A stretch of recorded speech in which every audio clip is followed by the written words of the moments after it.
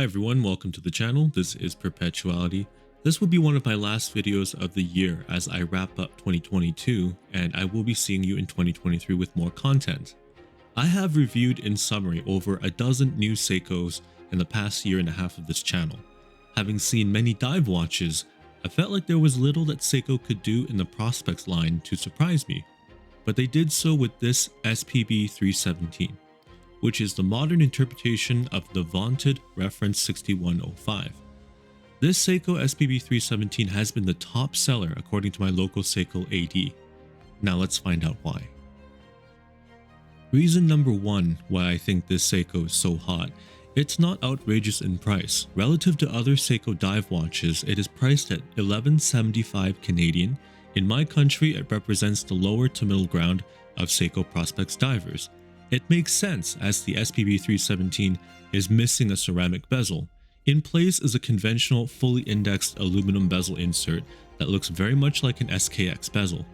The lack of a steel bracelet on this particular reference also cuts out $250 Canadian from its suggested price. Reason number two why I think this is the best Seiko of 2022. It is wearable. It is even thinner than the Marine Master 200 reinterpretation that I reviewed in the past year and a half. It sits at 12.3mm thin, and the reasonable lug-to-lug length of under 47mm should please a variety of wrists. This is the pinnacle of comfortable cases that Seiko has ever made. I argue that it's even more comfortable than the Captain Willard reinterpretation due to the smaller crown guard. The diameter is 41mm, and on my 6.5-inch wide wrist, it sits flat and centered. I love the way that the crown on this watch is tucked into the case, and the case is just an even symmetrical shape. This is probably the closest compromise we'll get to a no-date Seiko dive watch. Yes, there's a date window at 4:30, but it's nestled in between all of the indices. I yearn for the day that we get an Alpinist or 62 mass reinterpretation with no date. Please Seiko, make it happen. One good look at the SPB317 and you are immediately taken to the past of Seiko's dive watches. It has a fully brushed case, a coin-edged bezel, an aluminum bezel insert, drilled lug holes. What does that remind you of? Pretty much majority of Seiko's dive watches in the last few decades, and that is not a bad thing.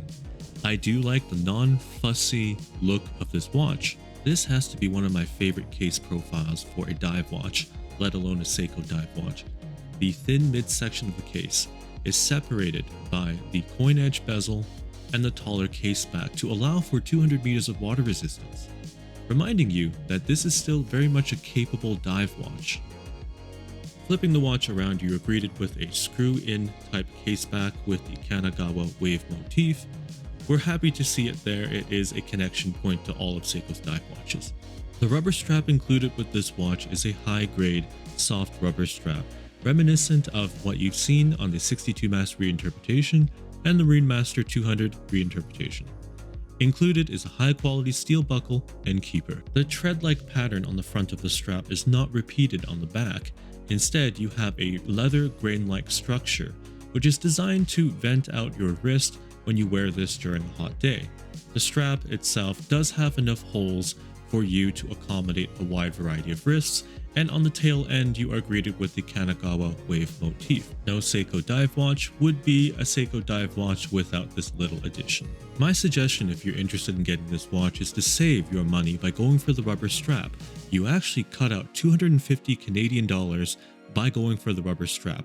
The original 6105 did not have a bracelet, and the one that is available on the other variants seems to be a bit of an afterthought with its engineer bracelet style.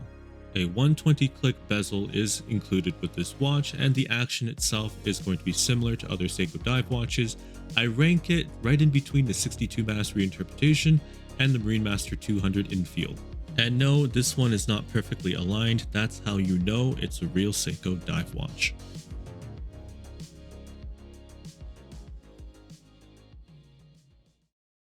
The final reason why I believe this is one of Seiko's best watches for 2022 has to do with the dial.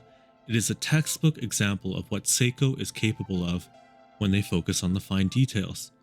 I recently picked up a 4x macro lens to show you at magnification just how fine the details are. And it has led me to a great appreciation for Seiko's fantastic attention to detail. The SPB317 features a matte black dial. The hands are your typical sword hands, set off distinctively by Seiko's stoplight seconds hand.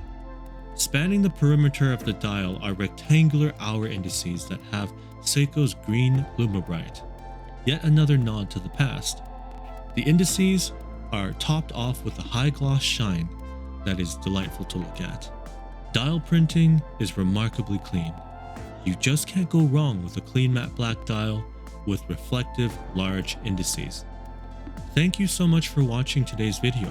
If you like today's content, please like the video and subscribe as it greatly helps out the channel.